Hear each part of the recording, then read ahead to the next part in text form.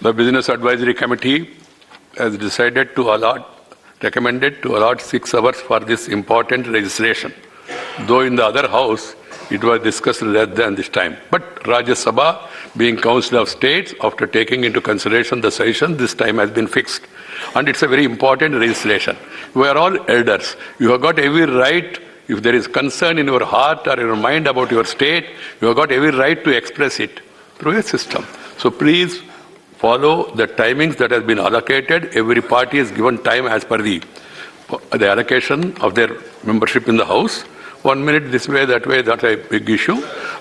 Will be, but liberal do not mean you go on this thing. Will be flexible, provided to the extent that everybody cooperates in that effort. And even the smaller parties also, they will also be given an opportunity, but they should also keep it in mind that the points which they want to make, they should first make them, and then later if you get time, then only you can add. Otherwise, what is happening, they make other points, and by the time the chair says conclude, then they say, sir, the original point has been still this thing. So keep that in mind. And now, and I appeal to all, entire country is watching the House, like it watched on earlier 2 important occasions. So please keep that in mind and make best of your efforts to present your point of view. That's my appeal to all of you once again. And now we have Sri Anand Sharma ji. There are 6 speakers from your list. You might have discussed all this in your... I know. Please. We have a portion. माननीय उपसभापति महोदय, आपका board काम नहीं कर रहा। सभापति, मैं गलती की माफी चाहता हूँ, बोर्ड काम नहीं कर रहा। Correct madam. जी तो हमको ठीक है, बट आप डोंट वरी।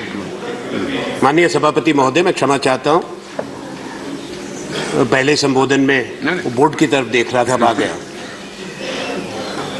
गृह मंत्री जी ने अभी सदन में एक प्रस्ताव लाया है नागरिक सुरक्षा बिल में संशोधन लाने का।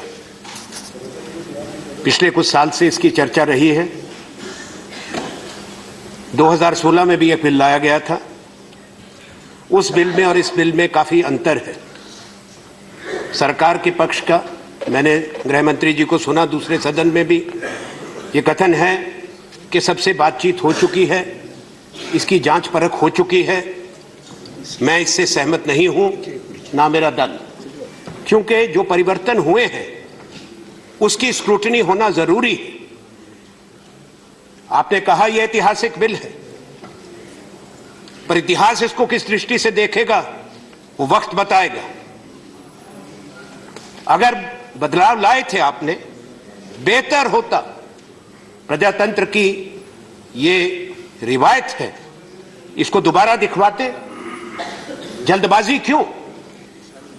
पार्लियामेंट की कमेटी को भेजते, अगले सत्र में इसको लेकर आते। हमने मांग की थी, पर सरकार अपनी जिद पर कायम है, चाहती है कि इसको करे जैसे कोई बहुत बड़ी विपत्ति भारत के सामने है, ऐसा जो कि पिछले 72 साल में नहीं देखा गया, इसलिए इसको तुरंत करना जरूरी। हम इसका विरोध करते हैं। विरोध के कारण राजनीतिक नहीं, संवैधानिक, नैतिक है। I am convinced that the bill that you have brought is an assault on the very foundational values of the Indian Constitution. It is an assault on the Republic of India.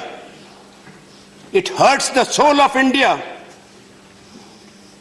It's against our Constitution, against our democracy. It fails the morality test. It's divisive and discriminatory. It is against the very preamble of the Constitution of our Republic, which talks of liberty, equality, and secularism. This is the reason I stand to oppose. नागरिकता, हिंदुस्तान की आजादी के बाद देश का बंटवारा हुआ था। नागरिकता की व्याख्या और कानून बनाने की आवश्यकता पर भारत की संविधान सभा ने व्यापक चर्चा की थी। जिसके राजेंद्र प्रसाद जी प्रथम राष्ट्रपति अध्यक्षता करते थे, doctor B.R. Ambedkar drafting committee के चेयरमैन थे और संविधान की समिति के अध्यक्ष पंडित जवाहरलाल नेहरू थे, जिनका एक बहुत बड़ा योगदान और कुर्बानी हिंदुस्तान की आजादी में है। पार्टीशन की पीड़ा पूरे देश को थी। जो लोग उस समय थे नेता, जिन पर जिम्मेवारियां थी, जिन्होंने हिंदुस्तान की आजादी की लड़ाई लड़ी थी, महात्मा गांधी के नेतृत्व में राष्ट्रीय आंदोलन में हिस्सा लिया था, उनको मालूम था कि नागरिकता का बंटवारे के बाद क्या महत्व है। उसको सब इन्होंने समझा। पर सिटीजनशिप का कॉन्सेप्ट क्या है माननीय? वो भौगोलिक, टेरिटोरियल है, जन्म से है, स्वयं के जन्म से, माता पिता के जन्म से, और हमारे संविधान निर्माताओं ने तो आगे जाकर ग्रैंड पेरेंट्स के जन्म से भी किया, ओरिजिन से किया, दादा दादी, नाना नानी, वो सब इस संविधान के अंदर शामिल किए गए। धारा 5 से लेकर धारा 11 तक ये संविधान के अंदर सब कुछ उन्होंने उल्लेख किया है। जो माननीय गृह मंत्री जी ने अभी कहा कि जो विस्थापित थे, जो पीड़ित थे, बंटवारे के बाद क्या संविधान निर्माताओं का यह सम्मान करना है? अगर हम ये कथन करें आज 2019 में, 72 साल के बाद, कि उनको कोई समझ नहीं थी, उन्होंने इस पे गौर नहीं किया था, कुछ नहीं सोचा था, ये गलत बात है। जहां तक नेचुरलाइजेशन प्रोसेस का आपने जिक्र किया कि लोगों को नागरिकता दी जाए, उसमें कोई भेदभाव नहीं किया गया। भारत के संविधान में कोई परहेज नहीं है। हिंदुस्तान के बंटवारे से उजड़े और उत्पीड़ित लाखों लोग जो पश्चिम और पूर्वी पाकिस्तान से आए थे, उनको क्या सम्मान नहीं मिला? 2 प्रधानमंत्री भी बने।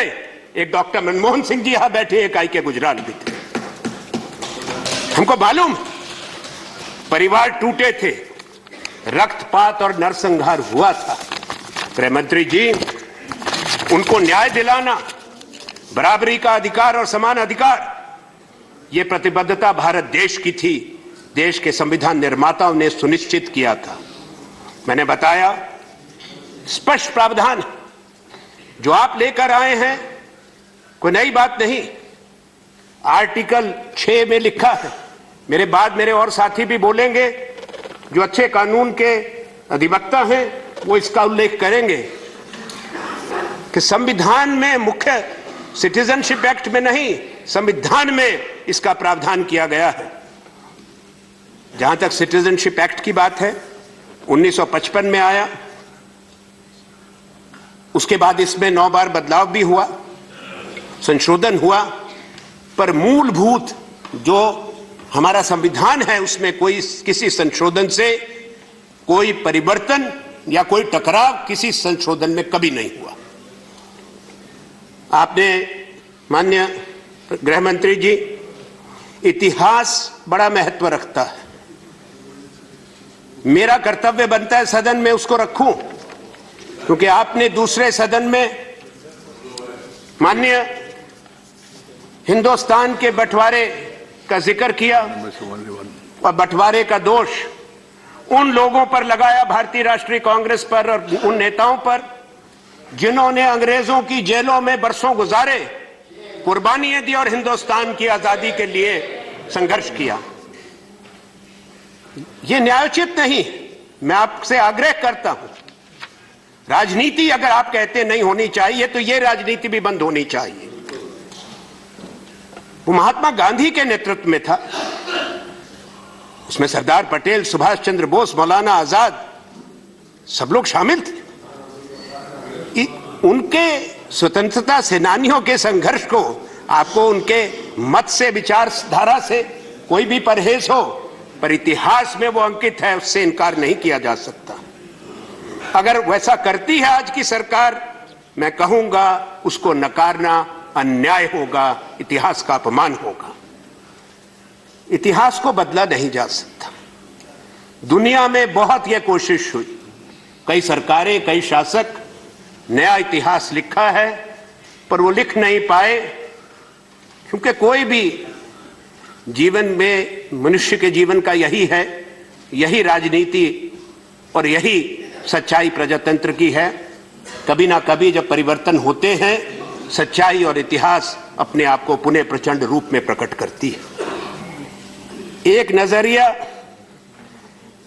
मान्यवर उन लोगों का भी था जो गांधी जी और कांग्रेस के मत के विरोधी थे।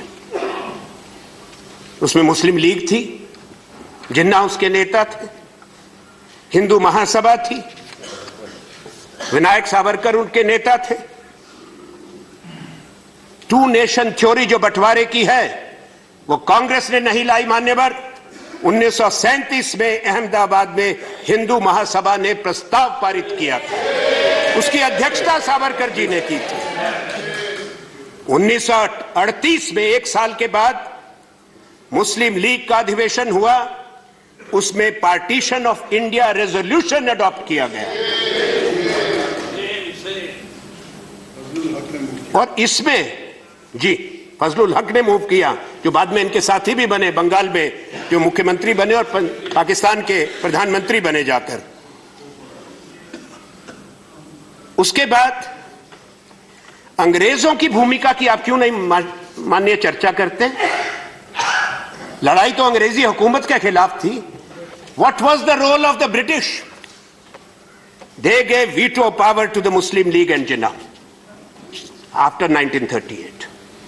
1948 और 1943 के घटनाक्रम को भूल नहीं सकता हिंदुस्तान और इतिहास। द्वितीय विश्व युद्ध शुरू हो गया था, कांग्रेस ने विरोध किया था, गांधी ने भारत छोड़ो का नारा दिया था, कांग्रेस का नेतृत्व कैद कर लिया गया था, कोई नेता बाहर नहीं था 3 साल तक। सारी कांग्रेस को बैन कर दिया गया था, इलीगल ऑर्गेनाइजेशन कह दिया था, हजारों लोग जेलों के अंदर बंद थे, सूबों में कांग्रेस की सरकारें डिसमिस कर दी गई थी, इस्तीफे हो गए थे। तो यही दो संगठन आगे आए, वाइस रॉय लिनलिथगो को एक के बाद एक चिट्ठी देके, चाहे वो हिंदू महासभा थी, चाहे वो मुस्लिम लीग थी, जिन्होंने कहा we will help in the formation of governments in the provinces loyal to her majesty's government. क्या वो बंगाल में सरकार नहीं बनी? क्या वो सरकार आज के पंजाब में नहीं बनी?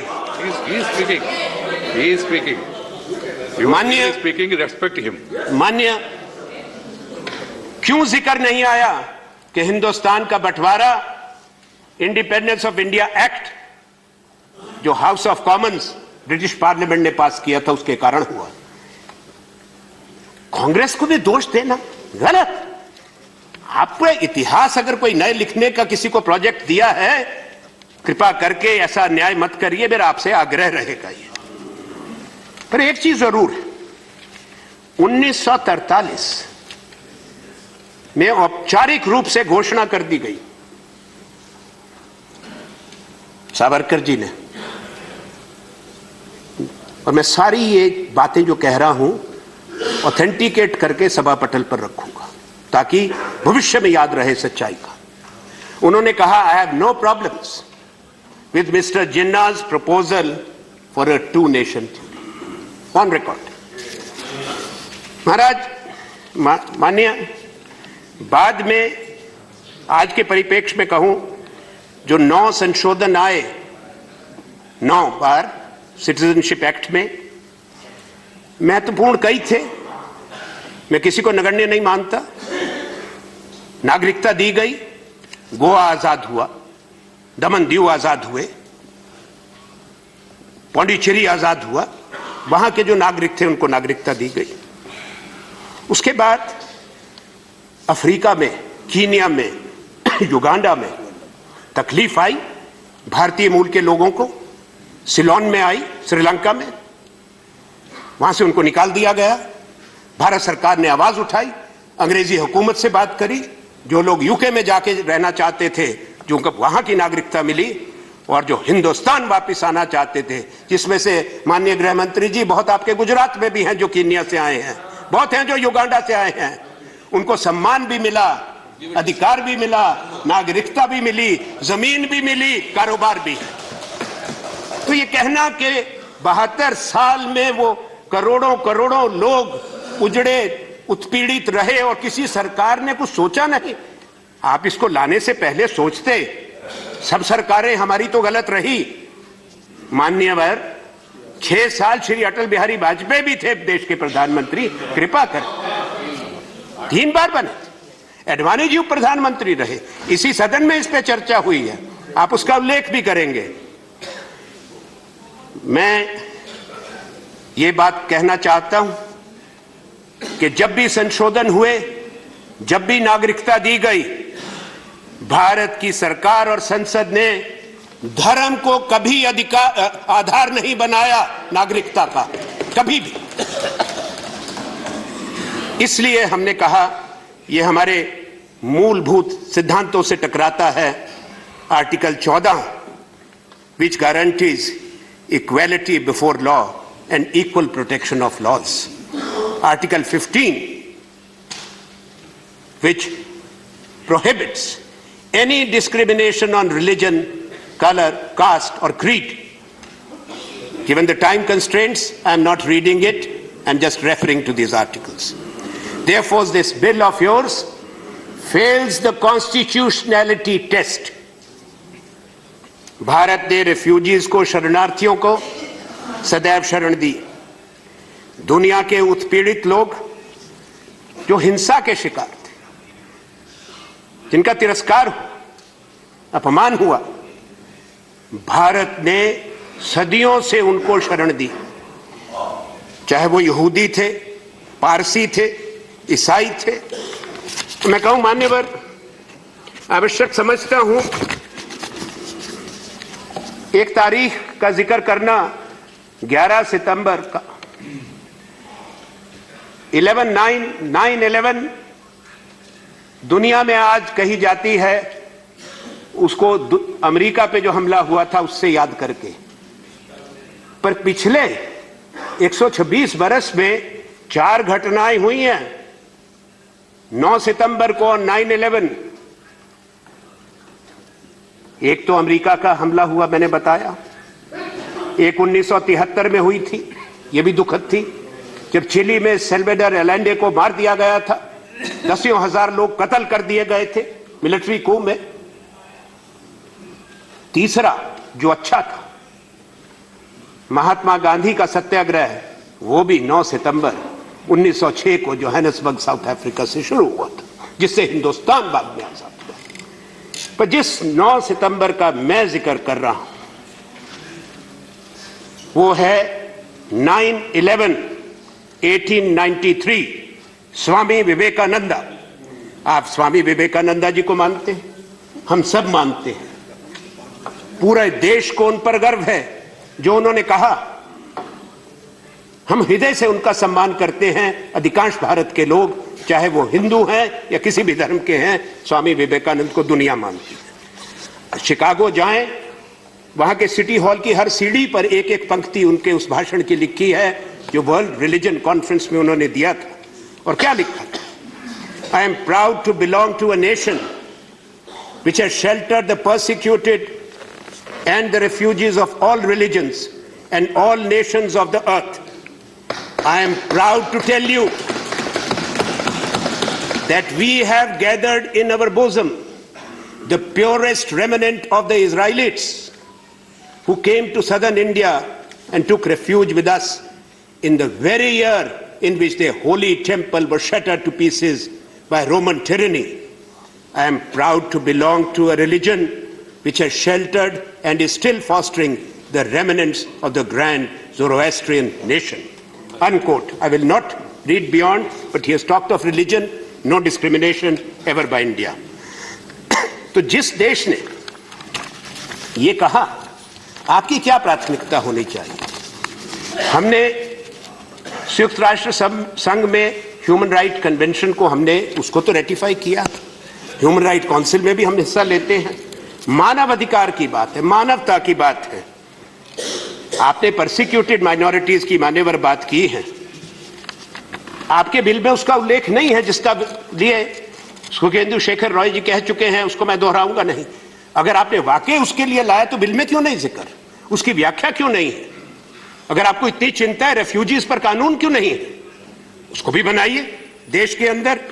मैं सोचता हूं ये प्राथमिकताएं चर्चा के बाद होनी चाहिए, ये दलगत राजनीति से ऊपर उठ के बात होनी चाहिए। गृह मंत्री जी, अगर आपने दिल से ये बात कही है तो आज इसको रोक ले, चर्चा करें ताकि आम सहमति से बात बने। मैं समझता हूं कि सदन की, पूरे देश की संवेदना उत्पीड़ित मानवता के साथ है, पर मुझे नहीं लगता कि इसका कारण केवल ये है। कारण राजनीतिक है महोदय, आप भी जानते हैं, स्वीकारेंगे नहीं, हम भी जानते हैं, क्योंकि संविधान में तो प्रावधान है उन लोगों को नागरिकता देने का। माननीय गृह मंत्री जी, आपने 2019 के चुनाव का जिक्र किया, बीजेपी के मैनिफेस्टो का जिक्र किया। हर राजनीतिक दल को अपना मैनिफेस्टो लिखने का माननीय सभापति महोदय अधिकार है, आपका अनुभव है, पर किसी भी दल का संविधान, घोषणा पत्र भारत के संविधान से नहीं टकरा सकता, ना उसके ऊपर जा सकता कोई भी। जनादेश की बात है, हम सम्मान करते हैं, आप जीत कर आए हैं, हम हार कर आए हैं, तभी हम यहां बैठे हैं, आप वहां बैठे हैं।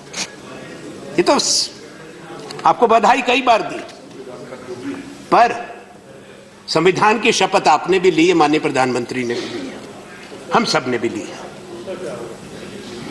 उसके बारे में चर्चा जरूरी है। इसलिए मैं आपसे यह कहूंगा कि जहां तक हमारे बहुत उदाहरण हैं, मैं उसमें नहीं जाऊंगा।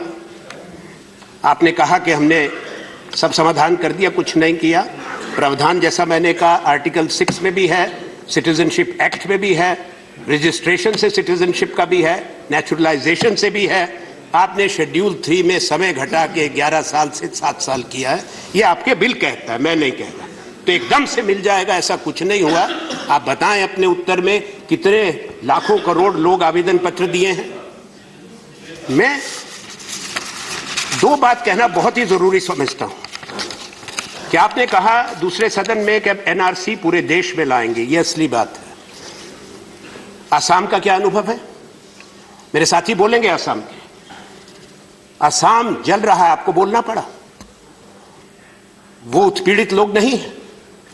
अगर आप अच्छा कर रहे हैं तो उनके मन में इनसिक्योरिटी क्यों है, असुरक्षा की भावना क्यों है? क्यों बच्चे निकलकर बाहर आ गए? जो बच्चे इंदिरा जी के समय में जो आंसू का आंदोलन हुआ था, आज वो पूरे बच्चे बाहर आ गए। बीच में मत बोलिए प्लीज, नहीं, उचित नहीं है, निकाल दें माननीय, और मेरा समय वापस कर दें। अब मुझे एक बात कहनी है आपको सर, मैं एक दो बातें कहूंगा जरूरी, उसके बाद खत्म करूंगा। मेरे दल का है, वो दल वाले एडजस्ट कर लें। मेरी बात, दो बातें हैं जो मैं समझता हूं जरूरी कहना।